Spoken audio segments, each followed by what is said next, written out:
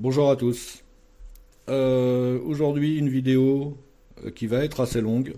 Il n'y a rien à voir, enfin, il n'y a rien à voir, c'est pas une vidéo de bus. J'espère que vous tiendrez jusqu'au bout, parce qu'il y a beaucoup de choses à dire. Je vais essayer de vous détailler ce qui risque d'arriver avec l'ouverture à la concurrence, prévue au 1er janvier 2025.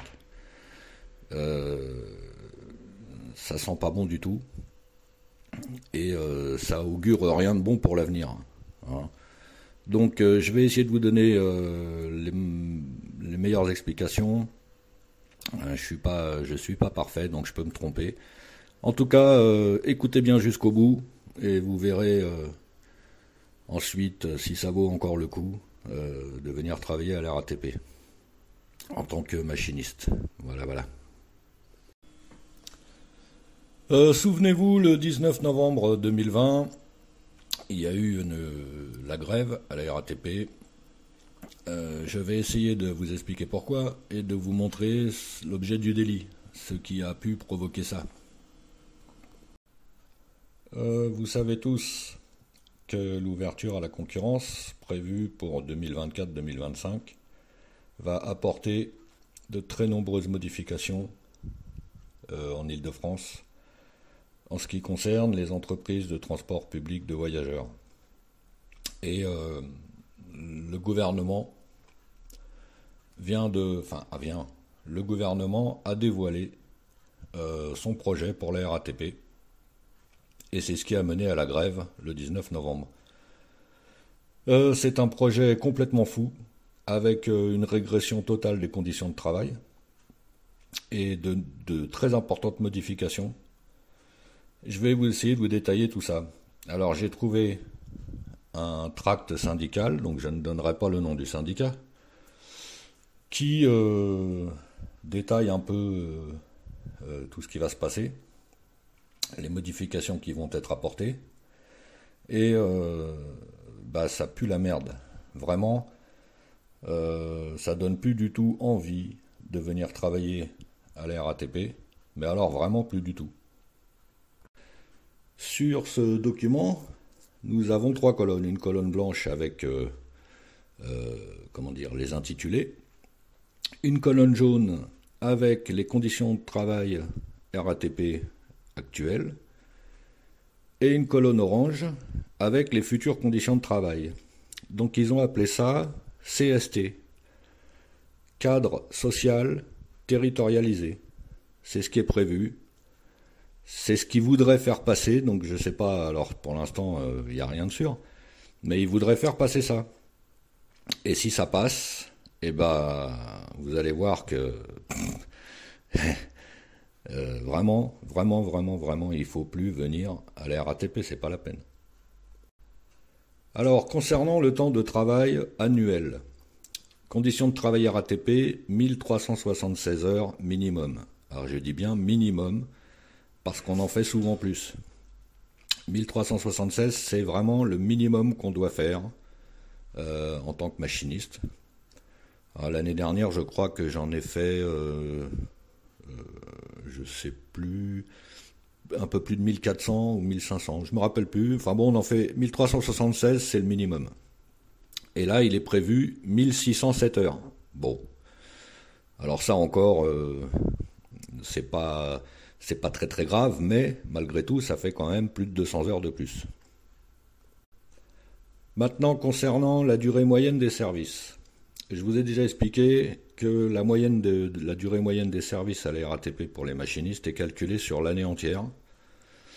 Et nous avons donc une moyenne de 6h38 en hiver. L'hiver, ça va de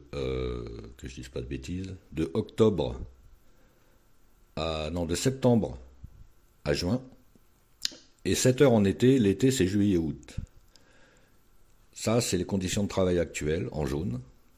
Et eux, ils veulent supprimer toute notion de moyenne journalière, c'est-à-dire que lorsqu'ils auront envie, ils vous feront travailler 9 heures par jour. Ils ne peuvent pas faire plus, puisque la réglementation sur les temps de conduite et de repos, c'est 9 heures maximum pour un chauffeur, en 2 fois 4h30. Sauf qu'à la RATP, il y a des dérogations, Et comme on conduit jamais 4h30 d'affilée, on n'est pas tenu d'avoir les 45 minutes de pause entre les deux fois 4h30. Donc voilà, donc durée moyenne des services, suppression de toute notion de moyenne journalière. Ensuite, on a durée maximum d'un service direct. Un service direct, c'est un service en une seule partie. Actuellement, conditions de travail RATP, 7 heures maximum ou 7h30 avec un décalage. Le décalage, c'est une petite pause. Hein, ils veulent donc faire passer ça dans le cadre social territorialisé à 7h30 en service direct ou 8 heures avec décalage. Alors ça fait des années qu'ils en parlent. Je pense que de toute façon, ça sera mis en place. C'est pas encore très très grave. Travailler une demi-heure de plus par jour, c'est pas la mort. Alors maintenant, les services en deux fois. Durée maximum d'un service en deux fois, 8 heures en hiver, c'est-à-dire l'addition des deux parties, parce qu'un service en deux fois se compose de deux parties de travail, une le matin et une l'après-midi. Par exemple, vous allez faire 6 heures, 10 heures, et vous revenez à 16 heures pour finir à 20 heures. Là, ça fait 8 heures. En hiver, et 8h15, juillet-août. Eux, ils veulent faire passer ça à 8h30 toute l'année. Bon, ça fait que 15 minutes de plus par partie. Hein, on va dire 6h, 10h15, et puis 15h45, 20h. Voilà, mais c'est toujours... le service en deux fois, c'est toujours vraiment emmerdant pour ceux qui habitent loin. Ils sont obligés de venir tôt le matin. Et puis, si la coupure, ou s'ils habitent vraiment trop loin, ils peuvent pas rentrer chez eux, parce que ça ferait trop de kilomètres. Et du coup, ils restent au dépôt, et ils s'emmerdent au dépôt pendant la coupure. Voilà, donc... ils veulent faire passer ça à 8h30 toute l'année. Bon. En attendant, c'est toujours un service en deux fois. C'est toujours emmerdant. Mais là où le bas blesse, c'est que jusqu'à maintenant, les services en deux fois, depuis très longtemps, hein, au début de la RATP, il y avait des services en deux fois, je crois, tous les jours de la semaine, même le samedi et le dimanche. Au fur et à mesure... des grèves, les anciens ont réussi à obtenir qu'il n'y ait plus de service en deux fois le samedi et le dimanche, le week-end. Seulement, aujourd'hui, donc on a des services en deux fois du lundi au vendredi, et eux, ils veulent remettre ça le samedi, dans le cadre social territorialisé. Retour des services en deux fois le samedi. Donc ça, c'est 50 ans de retour en arrière. Hein, au début de la RATP, les chauffeurs de bus n'avaient que 94 repos, alors que dans le privé, les gens étaient de repos 104 repos, puisqu'ils ne travaillaient pas le week-end. Donc à la RATP, ils avaient 94 repos. Ils se sont battus pour obtenir les 104 repos. Ils se sont aussi battus pour ne plus avoir de service en deux fois le week-end, le samedi et le dimanche. Et là, on veut nous remettre des services en deux fois le samedi. Voilà, merci le gouvernement. Alors, concernant le temps de travail maximum journalier, actuellement, nous sommes à 10 heures maximum de travail par jour, seulement pour assurage et volontariat. Malgré tout, 10 heures de travail par jour, on ne peut pas travailler, si on fait une semaine de 6 jours, on ne peut pas travailler 6 fois 10 heures, puisque le maximum de travail par semaine est de 41h18 de septembre à juin, et 48 heures en juillet-août. Donc si on fait 6 fois 10 heures, ça fait 60 heures, c'est impossible. Donc, mais malgré tout, dans une semaine, on peut vous faire travailler 2 fois 10 heures, actuellement. Bon, et avec le cadre social territorialisé, ils veulent faire passer ça à 12 heures, sans autorisation de l'IT. Ça veut dire que on pourra vous faire travailler plusieurs fois 12 heures par jour, sans tenir compte du temps de travail hebdomadaire. Le temps de travail maximum hebdomadaire, j'en ai parlé il y a 2 minutes, 41h18 par semaine, de septembre à juin, et 48 heures en juillet-août. Alors donc, ils veulent faire passer ça à 48 heures par semaine toute l'année. Donc si on fait une semaine de 6 jours, on peut travailler 6 x 8, 48. 8 heures par jour. Le problème, c'est que nous, on a des semaines, alors c'est très compliqué, puisque des fois on travaille 4 jours, des fois on travaille 6 jours, des fois on travaille 2 semaines de 6 jours de suite. Donc ça, c'est encore des trucs qui sont calculés en général sur toute l'année. C'est difficile d'avoir une semaine de 48 heures ou une semaine de 41 heures. C'est assez compliqué, étant donné nos grilles de repos. Avec les repos décalés, c'est pas facile. Alors, le repos interruptif minimum, ça c'est une loi concernant les temps de conduite et de repos. Actuellement, que ce soit chauffeur de bus ou chauffeur de camion ou peu importe, hein, chauffeur poids lourd, vous devez avoir 11 heures de repos entre deux services. Ça, c'est une règle qu'on ne peut pas déroger, on ne peut pas y déroger actuellement. Et donc, ils veulent ramener ça, vous voyez dans la case orange, cadre social territorialisé, ils veulent ramener ça à 10 heures, voire à 9 heures de repos entre deux services. Vous voyez, donc, actuellement, supposons que vous finissiez à 20 heures, hein, 20 heures, minuit, ça fait 4 heures, vous ne pouvez pas reprendre avant 7 heures du matin. Si, avec leur nouveau système, vous finissez à 20 heures, vous pouvez reprendre à 5 heures le lendemain matin, sans être en infraction. Alors, ça fait pas beaucoup de repos entre deux services, hein, faut dormir vite. Alors, l'amplitude maximum, c'est l'amplitude des services en deux fois, en fait. Hein, actuellement, 13 heures. Si vous faites un service en deux fois, par exemple, si vous commencez à 7 heures du matin, vous ne pouvez pas finir après 20 heures. Hein. 7 et 13, ça fait 20. Maintenant, ils veulent passer ça à 14 heures. Donc, vous commencez à 7 heures du matin, vous pouvez finir à 21 heures. Hein, avec une coupure, bien entendu, puisque c'est un service en deux fois. Voilà, donc amplitude maximum qui va passer de 13 à 14 heures. Concernant les repos, actuellement, nous avons 121 jours de repos. Donc, ça a été avec la mise en place de la RTT. On avait 104 jours de repos avant, comme tout le monde, hein, 52 semaines plus multiplié par 2, ça faisait 104. On nous a rajouté 17 jours de repos avec l'arrivée de la RTT, la réduction du temps de travail. Et puis, on n'a pas eu le choix, on n'a rien demandé, hein, ça, personne n'a jamais rien demandé, c'est une loi qui a été votée comme ça, soi-disant à l'époque, ça devait réduire le chômage. Et puis ça n'a pas marché. Toujours est-il que on a toujours nos 121 jours de repos, hein, 104 jours plus 17 RTT. Le problème, c'est que, je vous l'ai déjà expliqué, pour les machinistes, je ne sais pas comment ça se passe pour les conducteurs de métro et les conducteurs de RER, mais en tout cas pour les machinistes, ces 17 jours de RTT, on ne peut pas choisir de les poser quand on veut. Ils sont déjà inclus dans nos grilles de repos et on n'a pas le choix. On est obligé, on les prend, on les a, mais on ne peut pas les poser quand on veut, comme dans certaines entreprises. Vous avez des entreprises où le nombre de jours de RTT n'est pas le même. Il y a des entreprises qui n'ont que 14 jours de RTT, il y en a qui n'ont que 11 jours. Bon, mais malgré tout, ils peuvent les poser quand ils veulent. Les gens disent, tiens, aujourd'hui, je voudrais bien poser un RTT, hop, ils posent une RTT. Nous, on n'a pas le choix, les RTT sont inclus dans nos grilles, on est obligé de les prendre quand on nous les donne. Donc ça, c'est actuellement 121 jours de repos.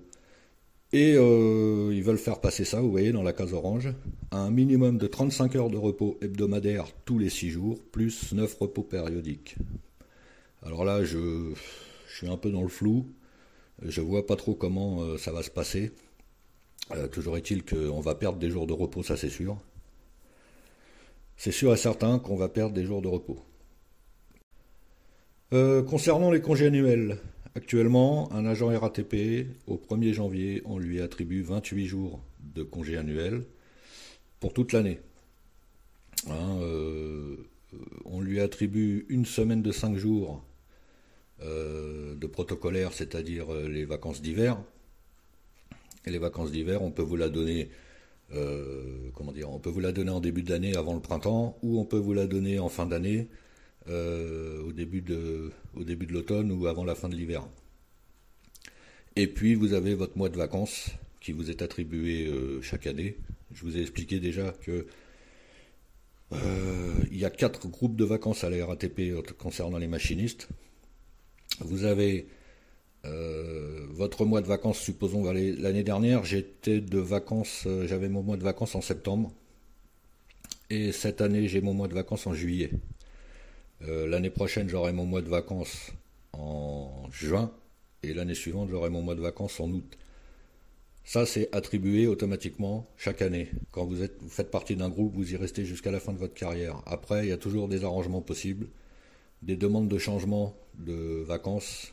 On peut s'arranger entre collègues pour changer, mais c'est toujours soumis à acceptation de la hiérarchie, et c'est pas sûr que ce soit accepté. Donc quand on vous donne vos vacances au mois de juin, si vous avez des enfants, voilà quoi, vous pouvez pas partir en vacances, les enfants vont à l'école. Donc vous êtes obligé d'essayer de changer votre mois de vacances. Et parfois vous obtenez que 15 jours, parfois vous obtenez 3 semaines, enfin bon voilà, c'est compliqué. Alors, en général, tout le monde s'en sort à peu près pas trop mal, mais c'est pas facile. Et donc, ils veulent ramener ce nombre de jours de 28 à 25 jours. Donc déjà, on perd 3 jours de vacances par an. Merci, le cadre social territorialisé.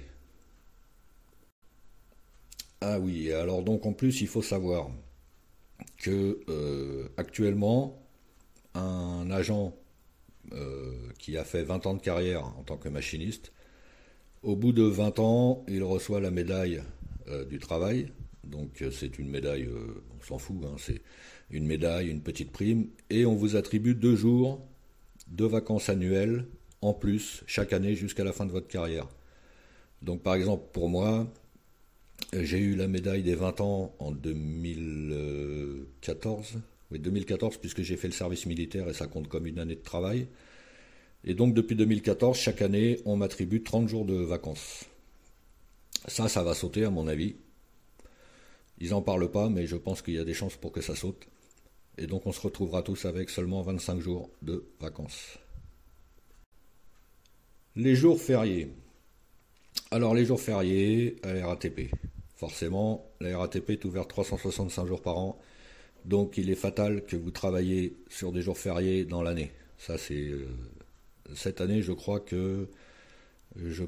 me souviens plus, je l'avais compté, mais je m'en rappelle plus. Je crois que j'ai travaillé 7 jours fériés en 2020.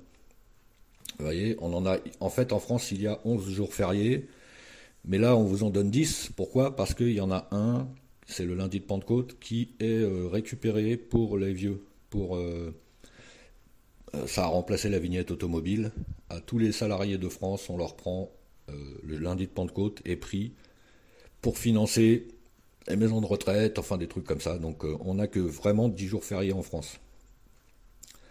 Pour l'instant, lorsque vous travaillez un jour férié, on vous donne en minutes la moyenne journalière, donc 6h38, ça fait 398 minutes. On vous verse 398 minutes, je vous l'ai expliqué déjà, de CCF, congé compensateur des fériés.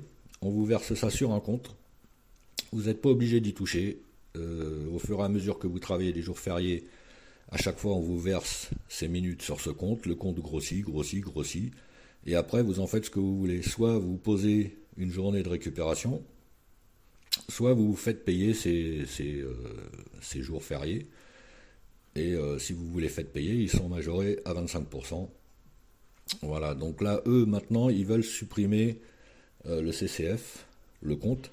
Ils veulent supprimer carrément le compte, et à chaque fois que vous travaillerez un jour férié, ils vous seront payés majorés à 25%, mais vous aurez plus la possibilité de poser des jours de récupération. Il y a des agents qui travaillent les jours fériés, et ils n'ont pas besoin d'avoir plus d'argent, ils sont bien. Donc ça ne les intéresse pas de se faire payer ces jours, ils préfèrent prendre des repos supplémentaires. Bah vous ne pourrez plus. Voilà. Ils seront payés automatiquement et majorés à 25%. Ensuite, le délai de prévenance pour la modification du calendrier. Donc actuellement, en jaune, vous voyez, conditions de travail RATP. La grille de repos est fixée à l'année et n'est pas modifiable sans accord de l'agent. Bon, ça c'est normal, hein, on vous fixe une grille de repos, ils ont qu'à s'y tenir. Après, on peut venir vous demander, tiens, ça te dérange pas, t'es de repos tel jour, j'ai besoin de monde, est-ce que tu peux venir, et puis je te redonne un autre repos plus tard. Ça se fait souvent, mais avec accord de l'agent. Il suffit de demander gentiment et ça se passe bien. Maintenant, dans le cadre social territorialisé, vous voyez en orange, ils veulent passer ça à 4 jours, un délai de prévenance de 4 jours, voire 24 heures pour la modification des jours de repos. Ça veut dire quoi? Ça veut dire que 4 jours avant, voire même la veille, on peut vous modifier votre repos. Et là, il n'est pas spécifié avec accord de l'agent, donc ça veut dire que vous n'aurez rien à dire. On pourra vous modifier vos repos sans vous demander votre avis. C'est pas glop. Le délai de prévenance pour modification des horaires.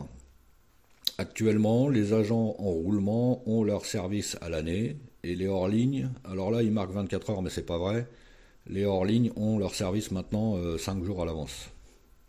24 heures c'était il y a longtemps. Donc je vous ai expliqué ce que c'est. Les agents hors-ligne, ce sont des agents qui choisissent de rester hors-ligne, c'est-à-dire ils roulent sur toutes les lignes qu'ils connaissent du centre-bus. Ils choisissent pas la ligne sur laquelle ils vont rouler. Chaque fois, on leur attribue un service sur telle ou telle ligne. Bon, voilà, bref, c'est un choix. Ils préfèrent rester hors ligne parce que c'est trop monotone. Ils trouvent, les gars, que c'est trop monotone d'être en roulement et de rouler tout le temps sur la même ligne. Voilà. Et les agents en roulement, donc c'est pareil, c'est un choix. Ils ont choisi de poser un roulement sur une ligne spécifique et ils roulent toute l'année sur cette même ligne. Donc, vous voyez, délai de prévenance. Donc les agents en roulement ont leur service à l'année, les hors-lignes, 24 heures. Donc je vous ai dit, maintenant c'est 5 jours. Ils savent 5 jours avant ce qu'ils vont faire. Et dans le cadre social territorialisé, vous voyez, en orange, les horaires peuvent être modifiés jusqu'à 1 heure avant le début de service. Et on ne vous demandera pas votre avis. Voilà. Donc genre, par exemple, tu dois commencer à 13 heures, tu es encore chez toi, et là on t'appelle en te disant hey, dépêche-toi, je t'ai changé ton service, bah il faut que tu viennes, tu commences à midi. Et là c'est la course, hein. Super, merci. Ou alors l'inverse, tu devais commencer à 13 heures, tu arrives au dépôt, tranquille, il est midi et demi, tu commences à 13 heures au dépôt, c'est bon, t'es à l'heure, tranquille, t'as le temps de boire un café, tout ça. Et là, d'un seul coup, on vient te voir en te disant « Hey, je t'ai changé ton service, finalement, tu commences à 15 heures. » Bah, tu dis « Ouais, mais moi, je suis arrivé à midi et demi, je commençais à 13 heures. » Bah ouais, mais tu commences à 15 heures, voilà. Donc, t'as pas le choix. Si tu commences à 13 heures, tu sais que tu vas finir vers 20 heures ou 21 heures. Et puis, si tu commences à 15 heures, tu sais que tu vas finir vers 22 ou 23 heures. C'est pas du tout la même. Et là, on ne te demandera pas ton avis encore une fois. Le temps de battement. Alors les battements, ce sont les petites pauses que l'on a lorsqu'on arrive au terminus. Actuellement, colonne jaune, conditions de travail RATP, 10% minimum du temps de conduite. Donc si vous conduisez 3 heures, 180 minutes, ça fait 18 minutes de battement. Voilà, si vous conduisez 7 heures, 420 minutes, ça fait 42 minutes de battement. Ce battement est distribué de façon à ce que les départs se fassent dans les bonnes conditions et on ne choisit pas, vous voyez. Et donc ils veulent passer ça dans la colonne orange, cadre social territorialisé, à 20 minutes fractionnables sans durée minimum. Ça veut dire quoi? Par exemple, vous partez d'un point A, vous arrivez à un point B, on vous donne 5 minutes de battement. Vous repartez du point B pour retourner au point A, on vous donne 3 minutes de battement en arrivant. Donc 5 et 3, ça fait 8, il en reste 12 pour toute la durée du service. C'est pas terrible, ça fait pas beaucoup de pauses, hein. Ça va faire conduire, on va se croire à l'usine bientôt. Alors les roulements, je vous en ai parlé il y a peu de temps. Quand on veut poser un roulement pour être sur une ligne attitrée toute l'année, toujours la même ligne, jusqu'à maintenant, dans les conditions de travail RATP, la montée en roulement s'effectuait à l'ancienneté. Voilà, c'était pas compliqué. Quand il y avait, on appelle ça une compétition de roulement, donc une mise en compétition, on vous faisait un affichage sur lequel on vous disait voilà, sur telle ligne il y a une place à prendre, sur telle ligne il y a 2 places à prendre. On remplissait un document en disant voilà, je veux obtenir un roulement sur telle ou telle ligne. on remplissait ça avec nom, prénom, matricule. Le matricule, c'est ça qui fait l'ancienneté, hein. C'est grâce à ça qu'eux, ils se repèrent. Et donc, c'est pas compliqué. Par exemple, le matricule 700 000, et puis le matricule 700 001, s'ils sont deux à poser le roulement sur la même ligne et qu'il n'y a qu'une seule place, c'est le 700 000 qui l'aura. Voilà, 700 001, il est plus jeune que le 700 000. Et là, ça va devenir, dans le cadre social territorialisé, au bon vouloir de l'employeur. Voilà. Donc ça va être dire à la tête du client, quoi, en clair. Vous aurez envie d'un roulement, on vous dira non, tu l'auras pas tout de suite, faudra attendre encore un petit peu. Donc ce qui va se passer encore, moi je le sens bien, c'est que ce sera le copinage. Le copinage, parce que dans toutes les entreprises, ça existe, le copinage. Voilà, donc bon, alors le mauvais agent, on lui dira non, t'es un mauvais agent, tu peux pas avoir un roulement. Et puis après, les copains. Voilà, donc ça c'est pas bien, parce que l'ancienneté, c'était quand même pas mal comme système. C'était équitable, et personne râlait. Un mec qui posait un roulement et qui ne l'avait pas, il savait qu'il y a un plus vieux que lui qui était passé devant, point, c'est terminé, il n'en parlait plus. Il n'était pas énervé, il disait c'est pas grave, à la prochaine compétition de roulement, je reposerai mon papier, et puis il finit par avoir un roulement. Alors qu'au bon vouloir de l'employeur, vous n'êtes pas sûr d'en avoir un jamais. Ça c'est pas gagné. Donc on est arrivé à la fin du tableau, et ils ont gardé le meilleur pour la fin. Le meilleur pour la fin, les salaires. Donc les salaires actuels, vous voyez dans la colonne dans la rangée du haut. Salaire minimum RATP hors prime, bien sûr. Bon, les primes, ça va pas chercher très loin. Je vous les ai déjà détaillées, les primes. Le salaire minimum à la RATP, aujourd'hui, le salaire d'embauche est... Alors, le tableau est un petit peu ancien, il date de l'année dernière. Le salaire d'embauche est le même. C'est la rangée du dessous qui va changer. Donc, 1907 € brut à l'embauche. Vous voyez, donc, ça fait 1464 € net à l'embauche. Au bout de 10 ans, vous passez à 2210 € brut, soit 1697 € net. Au bout de 20 ans, vous passez à 2571 € brut, soit 1954 € net. Et au bout de 30 ans, 3049 € brut, 2341 € net. Tout ça, bien sûr, toujours hors prime. Donc un débutant, on peut compter, on va dire une centaine d'euros de prime chaque mois. En général, voire des fois 150, ça dépend si on a travaillé des dimanches ou pas. Bon, alors on rajoute une centaine d'euros, donc vous voyez qu'au bout de 30 ans, même le salaire actuel, on est à 2500 € net. C'est pas non plus... Il y a des entreprises en France, je vous l'ai déjà dit, qui payent mieux que ça. Et si leur loi, elle passe, leur contrat social territorialisé, vous avez donc dans la rangée du dessous les salaires prévus. 1548 € brut à l'embauche, soit 1189 € net. Donc ça, c'est le SMIC. Alors le SMIC vient d'augmenter là au début d'année. Bon, alors je pense que ce petit truc, il va monter un petit peu. Toujours est-il que c'est le SMIC. Et ensuite, au bout de 10 ans, vous avez 1703 € brut, soit 1308 € net, toujours hors prime. Au bout de 20 ans, 1858 € brut, 1426 € net.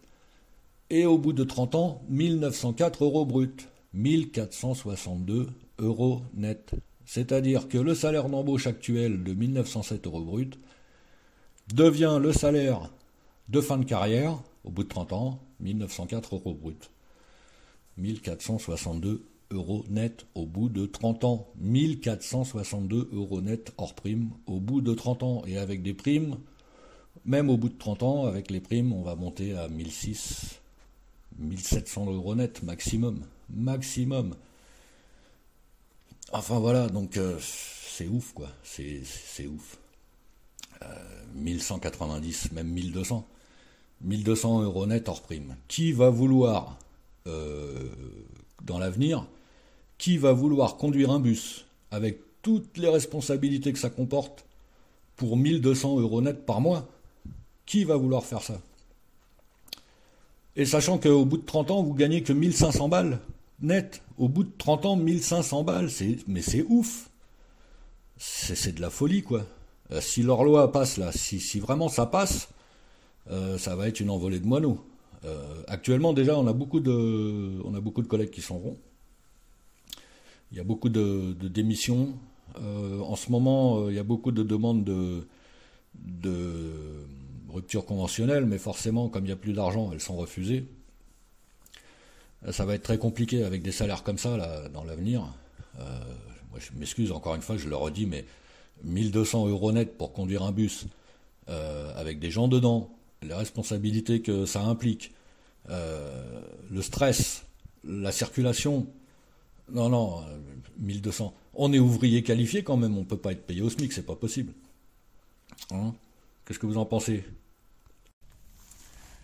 Et le salaire brut, c'est très important le salaire brut, parce que toutes les primes qu'on peut toucher, que ce soit dans le public ou dans le privé, toutes les primes ne comptent pas dans le calcul de votre retraite. Alors avec le nouveau système de retraite, soi-disant 1 euro cotisé, 1 euro gagné, je sais pas quoi, peut-être que ça va changer. En attendant, actuellement, les primes ne comptent pas dans le calcul de votre retraite. C'est uniquement le salaire de base brut sur lequel on se base pour calculer votre pension. Donc vous voyez que aujourd'hui, un agent RATP qui part au bout de 30 ans de carrière, il touche 3041 € par mois, on va dire 3000. On sait qu'il aura une retraite minimum à 50 ou 51%. Il va toucher 1500 balles brutes de retraite. S'il a eu 3 enfants, on peut lui rajouter 10%. S'il a eu 4 enfants, on lui rajoute 15%. Enfin, ça va pas chercher loin.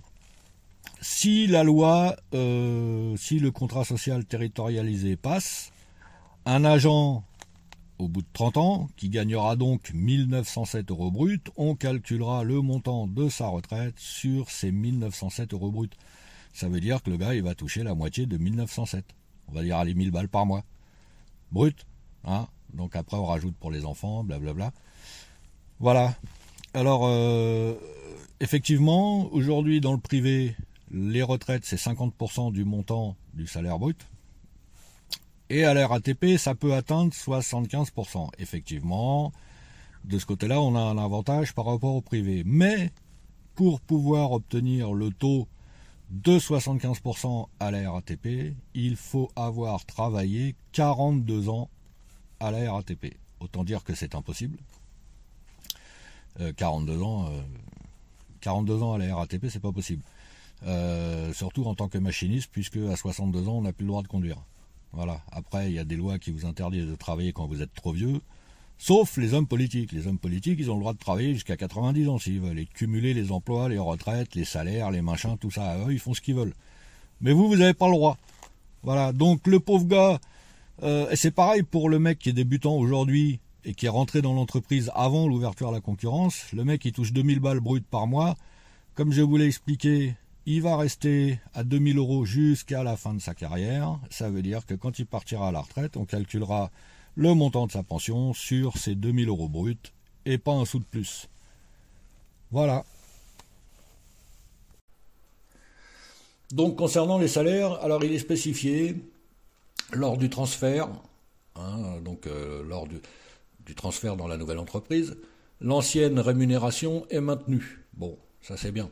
Donc le gars il vient d'arriver, il est à 1907 € brut. Tant mieux pour lui. Il a 1464 € net. D'accord?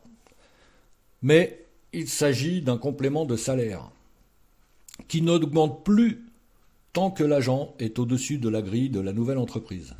Ça veut dire quoi? Ça veut dire que si vous venez d'arriver, par exemple, ça fait 3-4 mois que vous êtes à la RATP, machiniste, paf, vous êtes nouveau, vous avez 1907 € bruts, soit 1464 € net. Eh ben, vous allez rester comme ça jusqu'à la fin de votre carrière, c'est-à-dire pendant les 30 années de bout de bois, hein, le bout de bois c'est le volant, vous allez conduire un bus pendant 30 ans pour le même salaire, puisqu'il n'y aura plus aucune augmentation. Le système des échelles et des échelons va certainement disparaître. Alors c'est bien, on vous maintient votre salaire, mais vous bougez plus jamais. Voilà, c'est du début jusqu'à la fin, vous avez exactement le même salaire. Voilà. Donc ça, je m'excuse, mais dans les entreprises privées, ils ont des augmentations. Quand le gouvernement dit allez, cette année 3% d'augmentation, dans les entreprises privées, ils n'ont pas le choix, ils sont obligés de donner 3% d'augmentation à leurs salariés. À la RATP, ça se passe pas comme ça. Actuellement, ça fait des années que nos salaires sont bloqués. Et si on n'avait pas nos échelles et nos échelons pour gagner un peu plus, pour avoir de l'augmentation, bah c'est pareil, on n'en aurait jamais. Voilà, donc c'est pas cool. C'est vraiment pas cool leur truc là.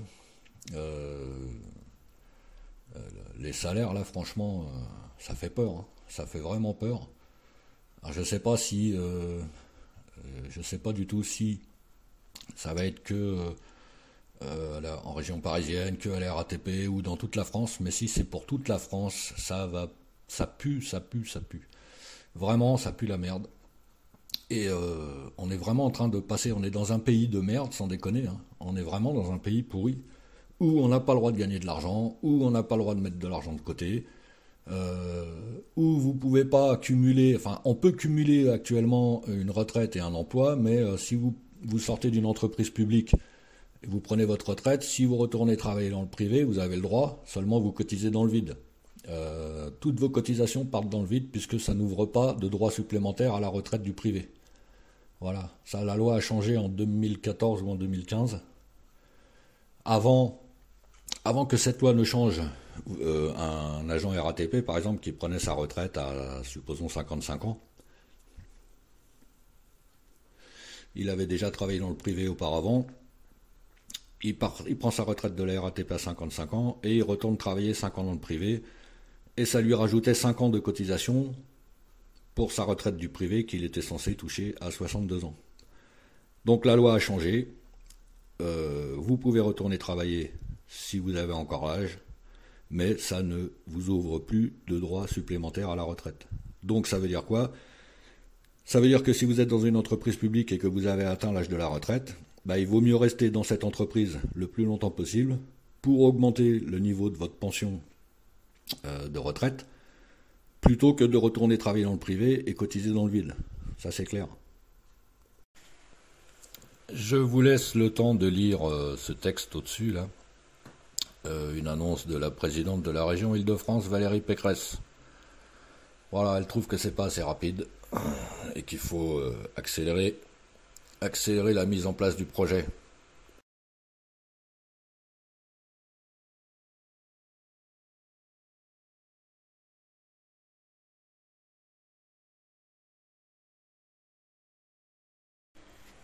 Donc voilà, j'ai essayé d'être clair dans mes explications. Pour l'instant, il n'y a rien de sûr, hein. On ne sait absolument pas si ça va passer, si ça va pas passer. On est absolument sûr de rien. Mais si jamais ça passe, ça va être la grosse merde. Donc ça sera vraiment plus, ça donnera vraiment plus envie de venir bosser à la RATP en tant que machiniste, hein. Si c'est pour conduire un bus 7 heures par jour pour 1200 € par mois, bah autant rester chez soi. Enfin bon, c'est aberrant des trucs comme ça. Hein, tout ça pourquoi? Pour que des sociétés fassent encore plus de profit sur notre dos. Je suis désolé, mais c'est pas comme ça que ça marche, hein. On n'est pas aux États-Unis ici. Voilà, bon, alors donc, si ça passe, vous allez vous retrouver avec des dizaines de sociétés différentes qui vont gérer des lignes. Les bus. Alors si IDFM reste là, les bus seront toujours tous pareils. Si IDFM disparaît, bah, chaque société appliquera ses couleurs à ses bus. Chaque société appliquera ses propres tarifs. Non, ça va plus être du tout. Ça va plus être du tout équitable pour les gens, pour les voyageurs. Bon, on verra bien, hein. Il faut suivre avec attention l'avancée du projet. Il faut bien se tenir au courant. Hein, bon, moi je serai plus là, heureusement pour moi, mais pour tous ceux qui vont arriver, les pauvres, je les plains et je leur souhaite vraiment beaucoup de courage.